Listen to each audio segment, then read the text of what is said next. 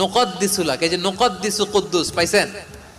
তারা বলেছিল আল্লাহ মানুষ কেন বানাবেন, মারামারি করবে, আমরাই তো ভালো, আমরাই আপনার মহিমা বর্ণনা করি, আমরাই আপনার পবিত্রতা বর্ণনা করি। নুকদ্দিসুলাক তার মানে আল কুদ্দুস।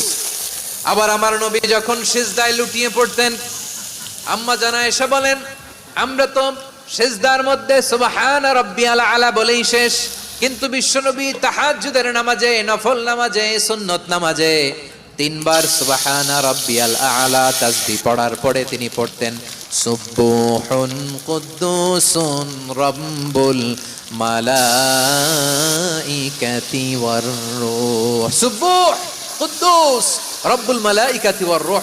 সিজদায় লুটিয়ে পড়ে বিশ্বনবী এই দোয়াটা পড়তেন নফল নামাজে, সুন্নাত নামাজে কিংবা তাহাজ্জুদের নামাজে।